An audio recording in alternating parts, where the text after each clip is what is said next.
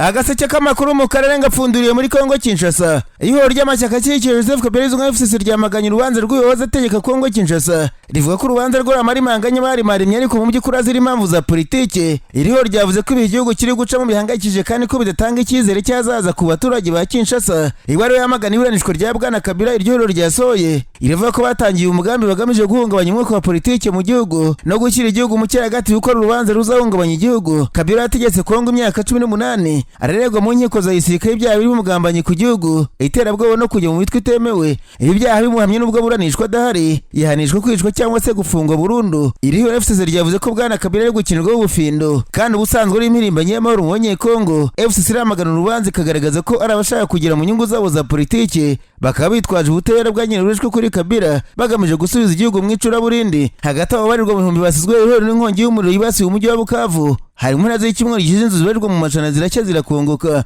Ibinyamakuru mu mujyi wa Bukavu n'ikigo Amajyepfo byavuze ko hataramenyekana icyateje iyo nkongi, ariko uyu mujyi ukunze kwibasirwa n'inkongi ziga rubanda ruri heru. Nyiri muri Kongo Kinshasa mubwira ko nyuma y'igitero simusiga giherutse bugabwa na DF yitwe Komanda. Video ishinja Monusco kuba yaragize uruhare muri ubwo bwicanyi isi kwirakwira ku mwana yambaga iteza urujo n'impungenge mu baturage. Umuyobozi w'umusirikare wa teritwari yari mu ntara y'Ituri, Colonel Siro Nsimba Bunga Jean, yamagaye ibyo birego kuva ko bidafite ishingiro akanivuye mu ruhare rw'ubutumwa bwa Loni. Ku bwa Colonel Nsimba ngo ni video mbi yakozwe n'abantu bagambiriye nabi nk'ikinyamakuru Media Congo kibivuga, ati ni copy paste yaturutse ku banzi b'amahoro bashaka kubiba urujijo. Turamagarira abantu bose gukomeza kuba maso kandi ntibemere gukoreshwa n'ubutumwa bw'ikinyoma. Colonel Siro Nsimba yongeye gushimangira ko intego nyamukuru y'ibikorwa bya gisirikare ikomeje kuba intambara yo kurwanya DF ishinzwe ibitero byagabwe ku baturage muri ako karere. Yakomeje avuga ati intego yacu ntabwo ari abakozi ba Monusco, ahubwo ni imitwe yitwaje intwari ikomeje gutera ubwoba abaturage bacu. Ibavuga kandi byashyikiwe n'umuryango Convention pour le respect des droits humains ishami rya Irumu. Umuhuzabikorwa muri ako gace Christophe Munyanderu yizera ko DF yungukira mu byiso by'abaturage bakoresha imbuga nkoranyambaga kugira ngo bakwirakwize amakuru atariyo kandi biteze ubwoba. Yabisobanura agira ati umwanzi arashaka guhungabanya Komanda akoresheje abaturage bamwe na bamwe nk'ibikoresho mu bikorwa byayo. Mabwire kandi ko kuwa gatandatu imirwano yongeye kuba hagati y'abarwanyi b'M23 n'inyeshyamba za Wazalendo zifasha mu ntambara leta ya Kongo Kinshasa. Imirwano y'impande zombi yabereye mu mudugudu wa Kamakombe muri teritwari ya Kabari mu ntara y'Kivu Amajyepfo. Amakuru ava ko mu masaha y'urukirari rw'urusaku rw'amasasu rwatangiye kumvikana muri grupuma ya Bugore ubwo inyeshyamba z'M23 zagabwe igitero ku bindiro by'inyeshyamba za Wazalendo. Nararanganije amaso y'amakuru byandikirwa muri Tanzania. Abanyamakuru bakiza amakaramu ku mpapuro barandika, banditse ko mahirwe n'abaye mu ishyaka se muri kubutetsa akarebera depite mu nteko ishinga amategeko ya Tanzania. Royster Amazizi yifatiye mu gahanga Humphrey Polepole uherutse kwegura ku mwanya waziri wa Tanzania muri Cuba, avuga ko ishyaka risigaye rigenda ryiteguye gukora iyowe nabi. Uyu mugabo yavuze ko Polepole ari umuntu udafite ububasha na buke bwo kujura ishyaka riri ku butegetsi. Uyu mugabo w'umujejeta faranga muri Tanzania wabaye depite imyaka 18 mu nteko ishinga amategeko, akaba no umuyobozi bw'iri ishyaka. Yavuze ko uyu Polepole wigize kabushungu atanamuzi uko ashobora kuba aramumenye 2015 ubwo ashinjwaga ubuyobozi bw'ubukangurambaga mu ishyaka. Ibinyamakuru bya Tanzania byavuze ko umugabo Royster Amazizi yavuze ko Bwana Polepole ari ikimanuka cyaguye mu ishyaka ndetse kigahurira na Yeze kikayatema kuko yisanze mu shorishori bw'ishyaka nta uza wakomotse, ngo ubwamo bwose avuga arabuterwa n'ubuswa asanganywe kuko yibye ishyaka umugono akaryinjira ntiyagira amahirwe yo kumenya amavuna y'amavuko yaryo. Royster Amazizi yibaza ukuntu Polepole utarabaye mu ishyaka ajya ku musozi akarinenga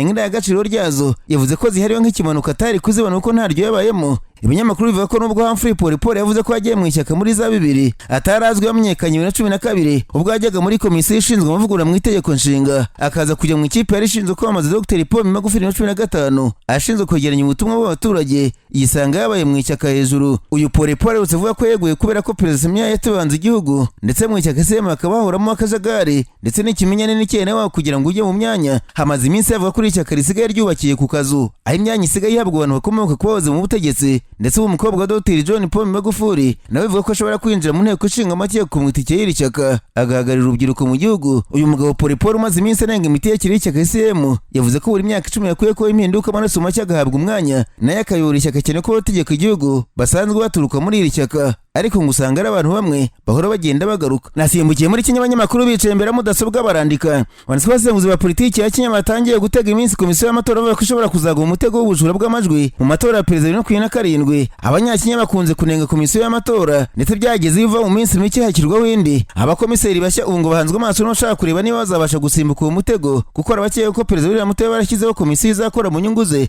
ikamushakira amajwi mu matora ari imbere azaba ashaka mu manda ya kabiri. Hari abandi basanga komisiyo y'amatora iriho kuri ubu ikwiye kongera kugarura icyizere cy'abaturage kuko yakunze kenshi kuvaho ubujura bw'amajwi kandi ikibira abafite ubutegetsi. Komisiyo y'amatora ya Kenya abasesenguzi bavuze ko impamvu ikwiye gushaka uko yizerwa na rubanda hari uko nubwo abaturage batora abo bagize baha agaciro ubushake bw'abaturage cyangwa se ubwo bayishyizeho. Perezida Ruto amaze igihanganye n'abamurwanya avuga ko azaba wantamu, ni ukuvuga perezida wa manda imwe, ariko yakabanye mu nzu ababwira ko azaba tutamu, ni ukuvuga ko azategeka manda ya kabiri. Akaba ari basengura bahera avuga ko iyi komisiyo yashyizeho izamufasha kwiba amajwi agategeka manda ya kabiri. Hagati aho Moses Kuroza ari umujyanama wa perezida William Ruto mu bukungu uzwiho kutavugira hasi yahangaye umunyamabanga wa leta muri Minisiteri y'Ubuzima Bwana Dene Duwale wavuze ko ashobora kwambura ubwenegihugu nyiri ibitaro Medihir byavuzwe kugurishirizamo ingingo z'abantu. Ambwira ko ubwo bubasha nka Minisitiri w'Ubuzima atabufite, amusaba kureka bene izi mvugo zikangata ngo zishobora gukumira abashoramari baza muri Kenya. Naho mu Burundi amayobera ku kibazo cya William Murumba ambasaderi wa Kongo Kinshasa mu Burundi arimo kwiyongera, aho uyu mudiplomate yahamagajwe Kinshasa kugira ngo asobanurire amakenga ku bufatanye hagati y'abakozi bo mu ambasade ndetse n'Alliance Fleuve Congo, umutwe wa politiki y'igisirikare ugenzura igice kinini cy'uburasirazuba.